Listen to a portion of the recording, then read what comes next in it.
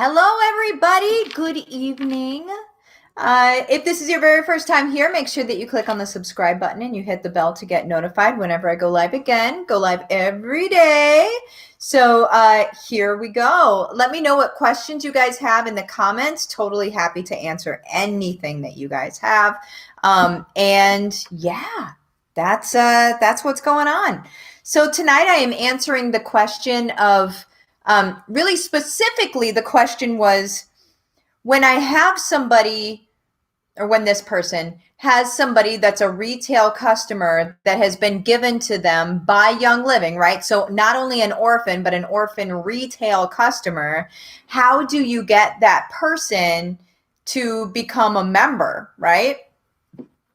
First of all, orphans they're rough to begin with because you don't have that rapport and that relationship with them, right?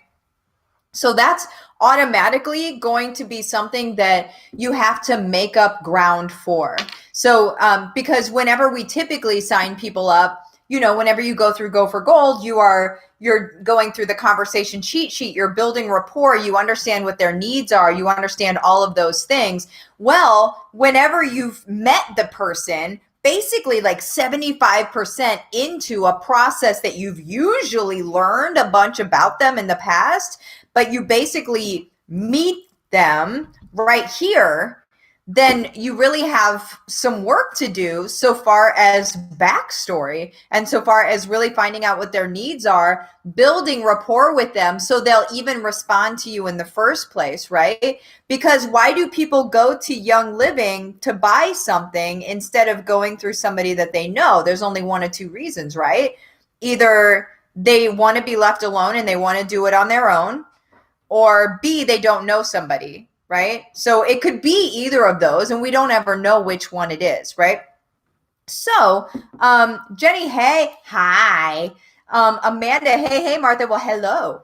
So yeah, that's where you sit with the person, is that they don't know who you are, and they may have even come into the process not wanting to be messed with, right? It's the digital equivalent of walking into a store and having somebody say, "Hey, can I help you find something?" And then you do the knee-jerk reaction of, "Nope, just looking."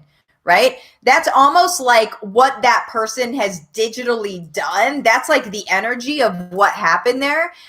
Is they just signed up on Young Living because they're like, I don't want to be under anybody. That might be like, that's one of the two reasons, right? I don't want to be under anybody. I just want to sign. I just want to get this stuff, right? Leave me alone. And especially when they choose retail instead of becoming a member, it's that much more of a standoffish sort of situation, okay? So really what you have to do is you have to put yourself in their shoes, right? You have to look at their situation and be like, okay, so they got retail, they joined on Young Living. Young Living gave them to me, but that wasn't, they didn't choose that or anything. And so they may not want to be messed with, and they may want to just try things out, okay? So that's your elephant in the room. There's never anything right or wrong about what anybody does ever. It's just understanding where they're coming from and where their mind is whenever they did that. Because if you can address in an empathetic way, I have to think of my words. If you can address that in an empathetic way, then you'll probably get their buy-in and be able to further a relationship with them, okay? Now, the ways to reach out to them, here is the thing. Diana, hello, what a great month. Thanks for being here. Oh my gosh, thank you, Diana. And it is a great month already. This is a great month already. So what I would do, the first thing that you can try to do is find them on social media. However, that's going to be very, very, very difficult.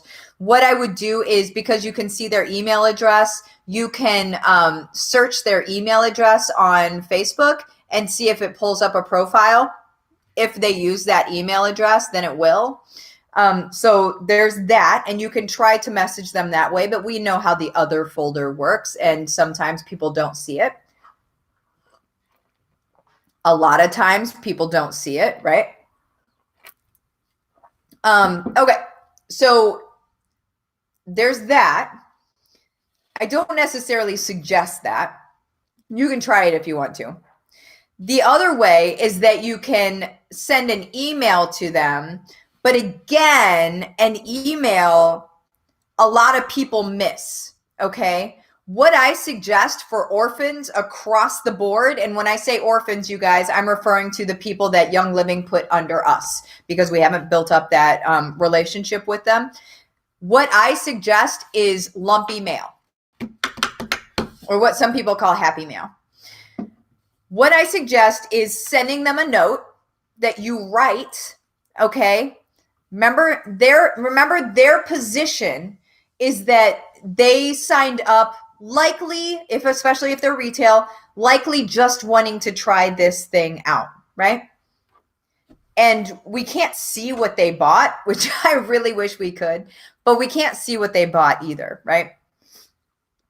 So, what I do is I send a letter to them and you handwrite it and you just say, hey, just a heads up, Young Living put you under my care. I am totally hands off. If you are not wanting anybody's help or anything like that, that's totally okay. That is your prerogative. What we want to let them know is how they feel is okay, right? That it's okay to want to be standoffish. That's okay, you guys, because it is okay. So then we just let them know that that's all right. However, if you ever have questions about things, I know a lot about our products and I'm happy to answer any questions that you have. I will not try to sell you. That's important, you guys. That's calling out an elephant. That's their fear probably through the whole thing. Okay. I don't want to have to build a business. I don't want to have to sell things. I don't want people to sell things to me. I don't want to be barked at, right? It's probably somebody that's like truly interested in the product, which is the best customer ever. Okay. Truly interested in the product, but they want to try it on their own, on their own.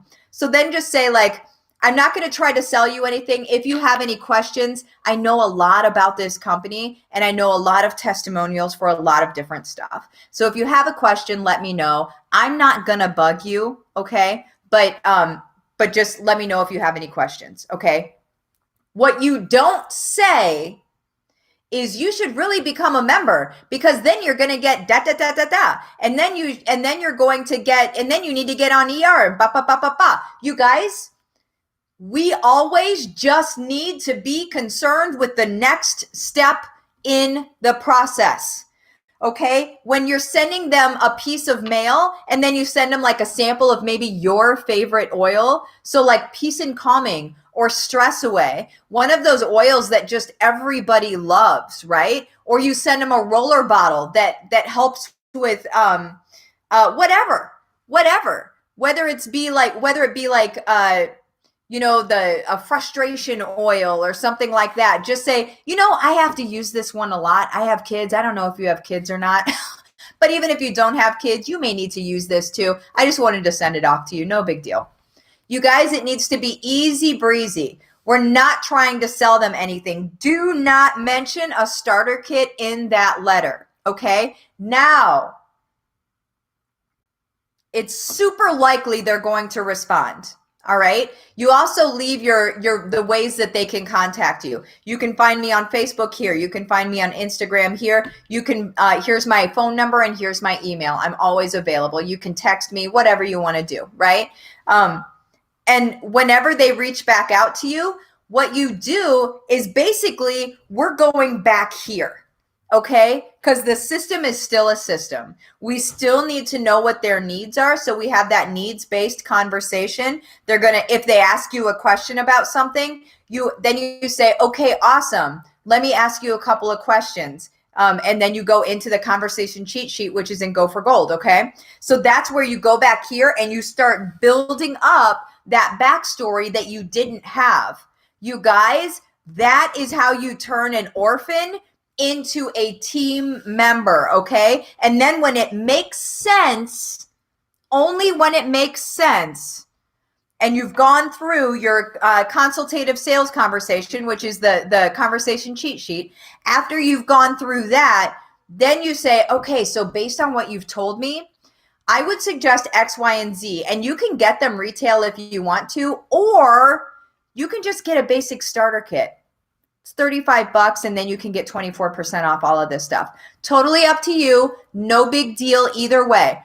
Just remember, just because they signed up under retail doesn't mean they want to be retail for life. It's likely they signed up under retail because they did not want strings attached. And they do not understand that becoming a member doesn't mean, wait, let me get my sentence right. That becoming a member doesn't mean that there are strings attached, right? Because we know that. But the word member, you guys, makes it feel like you're going to pay dues, makes it feel like you're going to have to do something over and over again. And people don't look at the fine print. They don't read stuff like that. They see a word member and then they associate what they've seen as member before.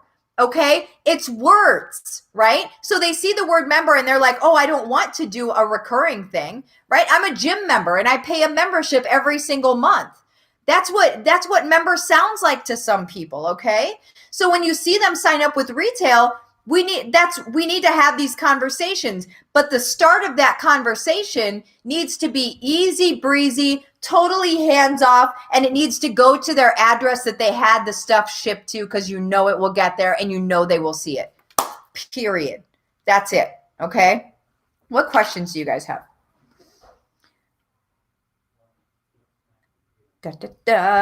Jenny, I sent an email from Get Oiling and they can receive or opt out. Yep, that's a thing. Sarah, can't wait till I'm executive and can be part of the lead share program.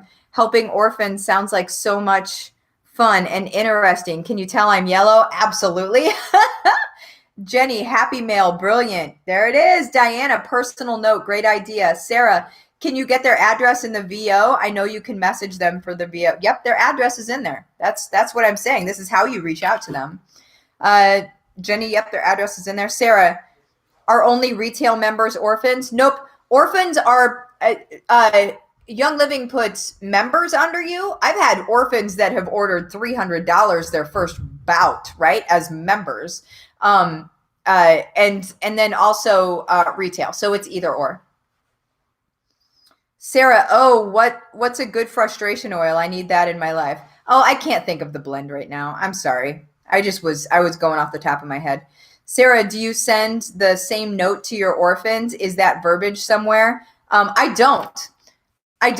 Everything is personal. Everything that I do is personal. The only thing that is somewhat a template is my conversation cheat sheets in my different stuff, in my different courses, right? That's the only thing. Whenever I'm reaching out to an orphan, that's going to be personal. I'm going to say it in the voice that I'm sitting down and writing it. Because you guys, if you feel at all like you're recreating the wheel, or like if you're regurgitating on a letter where the energy is supposed to be genuine and the energy is supposed to be authentic, it will come across wrong, okay? You need to actually just write the letter to the person. You're looking at their name, you're writing a letter to that person, okay? Because every situation is different, you guys. It depends on how much they spent, because if they spent just a little bit, it's likely they just wanted one bottle of oil. And I would, it's a different message. It's just, you just have to be genuine and authentic about it. Sarah, you should please pass along to corporate that it would be massively beneficial for us to know product. They say it's a privacy thing, which I can understand. But yeah, I wish I knew what they ordered, but then they might think that's weird. Jenny, Asher asked where you lived because it's super bright there. That's good lighting. Good lighting, Asher. I live by where you live, Asher. But yeah, what other questions do you guys have? Because that's a really big thing. That's most of the time orphans don't get nurtured properly because people don't know how to do it. And what they do is they end up stubbing their own toe on reaching out and saying, oh, you should get a kit and become a member and you'll get 24% off. It's not about the money. If they wanted to become a member, they would have chosen to become a member before. They had that option on the website. They chose not to, right? They knew that. They chose not to. So that's not going to be the factor. The money isn't going to be the factor. The education, the relationship, the giving a rip about them, that's going to be the factor. That's going to be what changes things for them. Jenny, I told him, he's like, whoa, can she hear me? That's funny. Sarah, what percentage of your orphans have responded positively to your reaching out? Is it a higher percentage for your wholesale customers than your resale? I don't have a ton of orphans. Okay. First of all, I don't have a ton of orphans. I would say it's about 50% that reach back out and respond positively. The other ones just don't say anything at all. And that's totally fine. All we can do is what we can do, right? But if you don't do anything at all, or if you do it poorly, you may as well do nothing at all. It would almost be better to do nothing at all. If you're going to do it, if you're going to like turn them off, it's almost better to do nothing at all. But yeah, it's about 50-50 for people that respond. So, are there additional tips for converting personally enrolled retail customers? Yeah, so it's the same. So if they're personally enrolled and they're retail, so I don't really have many personally enrolled retail customers. If they're personally enrolled and they're retail customers, I feel like the reason that they would be a retail customer, if you had a conversation with them and then they wanted retail instead, is that they don't truly understand that becoming a member doesn't mean recurring payment. Okay. So that's the elephant in the room, first of all. If they're already retail customers, because they wouldn't choose retail. If they understood, they wouldn't choose retail, right? If they're personally enrolled, because you should have had a whole conversation with them. Now, like if you didn't do Go for Gold then whenever they signed up, and so you didn't have that whole conversation with them, I understand that. And to be able to go back and then say like, hey, so I remember you got, some lavender. How did it work out for you? You want to be able to, this is just like the orphans, because essentially you orphan somebody yourself. That's like an interesting thing that just happened. If you didn't go through any of this backstory or any of this consultative sales conversation, if you didn't go through any of that, you sign somebody up, but they're basically an orphan still. Okay. Because you don't know anything about them or their needs. Okay. So they're essentially still a little bit disconnected from you because you don't have this history with them. Now, what you need to do is you need to go back and go through the conversation. Like, okay, so you got lavender. Remind me why you got lavender again. I know that you got lavender and I know you really wanted it. Remind me why you did that again. And then get in a conversation and then say like, awesome. So is there anything else going on? Yada, yada. And then go through the consultative sales conversation with them so you can have more backstory. So then you have the right to make any suggestion to them at all. We don't have the right to make a suggestion to somebody if we don't know what their needs are. We need to stop that. We need to stop that quick, right? Let's see. That's all I got, y'all. That's all I got. What other questions do you guys have? Sarah, that's the way I look at it. But you also say don't push kits if it doesn't make sense to them. Right. I think sometimes there needs to be a little bit of proving their opinions wrong. Careful with that. Careful with that. You don't ever want to tell somebody that they're wrong. what you do is you show them, what you do is you level it. Okay. So instead of don't ever tell somebody they're wrong, please. Don't do it. It is a door slamming in your face in 2 seconds. Okay. Because regardless of whether you're right and they are wrong, regardless of that, it doesn't matter. They're still shut out. They're still done. Like they're done with the conversation. Okay. So that's not going to help you or them, especially not them. And that's who we want to help. So what you would do if you're trying to convey to them a different way to think, then what you would do is you align with them and you say, you know what? I used to think the same thing. And if you didn't think the same thing, think of somebody else on your team that did think the same thing. You know what? I had somebody else that got retail once, and what they didn't realize is that whenever you become a member, you're actually a member for life.